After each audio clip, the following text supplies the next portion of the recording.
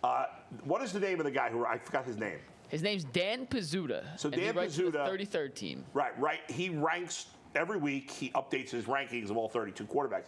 We know that Deshaun Watson, I think, was 26th or 28th. I can't even remember now where he was before the start of the season. And it felt offensively low to us. It felt offensively low. Well, he's even lower now, Mike. And it feels kind of right. And it feels completely right. Where is Deshaun Watson ranked amongst the 32 quarterbacks by Dandy Dan Pizzuta right now? He was 29th to start the season. Yes, 29th. He was only ranked ahead of the rookies who hadn't played yet. Right.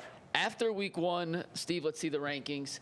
28 Will Levis, 29 Bryce Young, 30 Daniel Jones, 31 Deshaun Watson, and 32 Malik Willis. In his write-up, he said he would put Deshaun 32, but he could not put Malik Willis ahead of Deshaun because he had not played yet. So about as low as you can possibly get after 1 week of the 2024 season. So hopefully it's a better performance for Deshaun against Jacksonville. As bad as Deshaun is, I would still put him ahead of Bryce Young and Daniel Jones, but that's it.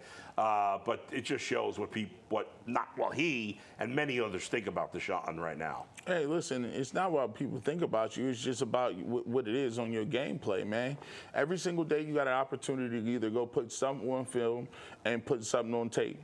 You are what you put on tape. It's not about whether people like you or expectations. At this point, this ain't the offseason. And right now, when you go back and watch that tape, he's not very good at all. Like the accuracy, he's running around gun shy in the pocket. He's not delivering the ball on time. He's running into sacks. He's not being and he's not moving the team at this point. So, we can say who we like or don't like, but the only thing that matters in the NFL is what you put on tape. And what he's putting on tape right now, Jason, is not top quarterback play, and it's not play that's going to get the Cleveland Browns where they want to go. He looks broken.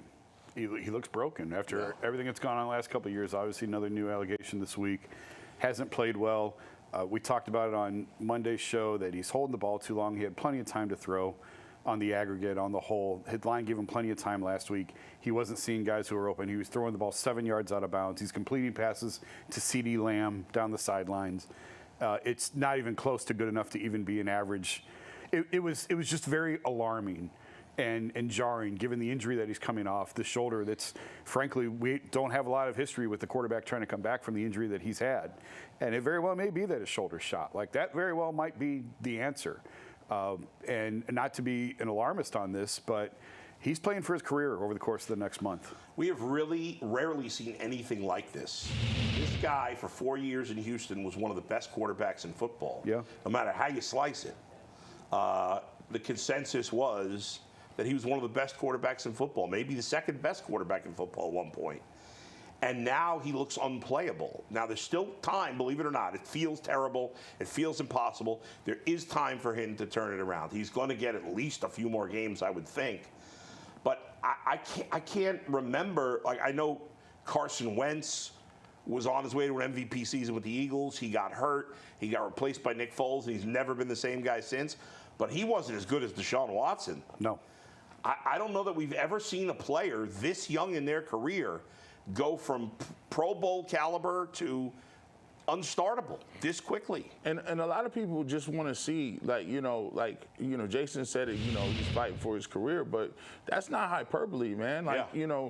You're in a position where there's a lot of things surrounding our field. There's a lot of things that that go into with the contract, and you got to be able to come out here and play. And if he doesn't show a level of fight that's saying, listen, I'm going to fight for, my career. I'm going to fight to get to where we need to go with this team.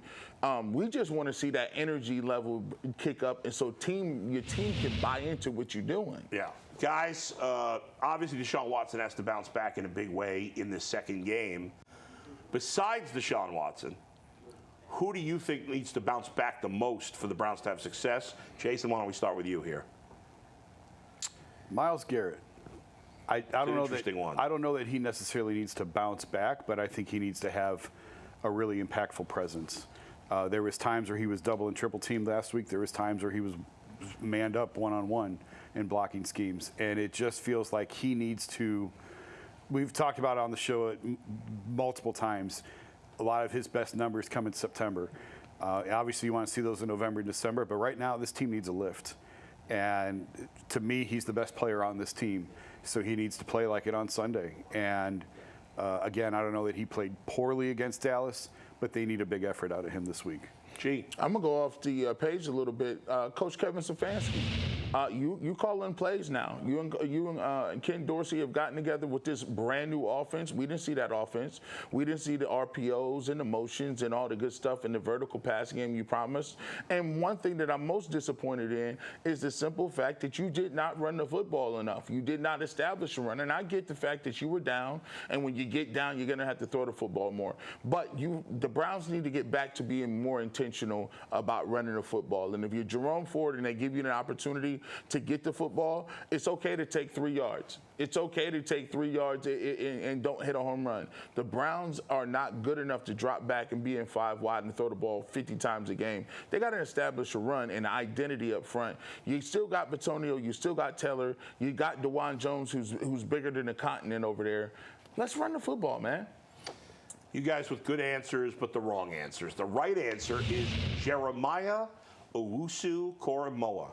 The Browns linebacker just got a new contract. He was an absolute star last season. In fact, when the Browns defense started falling apart late in the season, including that playoff game against Houston where everybody played poorly, JOK played great. Yeah, he had 9 tackles. That's fine and dandy. But he, last year, almost every game, made multiple impact plays. He made no impact plays in this game, nothing that stood out. He made his tackles fine, but no game-changing plays. Myles Garrett's going to make his game-changing plays. Denzel Ward's going to make his game-changing plays. But they need it from the third level, the middle level, and they need JOK to have the impact that he had quite often last season. Cause havoc in the backfield on the running game, cause havoc throughout the field in the passing game. They need JOK guys to play like a star. Yeah, if they want to be, I was a little disappointed in the defense, and I know people say the defense played fine, but you can't have your defense playing fine. If they want to be known as one of those top, I don't remember Ray Lewis and the Baltimore Ravens just playing fine some days. They brought that level of intensity, and that was the alarming thing. We did not see the energy level from Saw the it defense. early, the first 5 minutes, and then it just went away.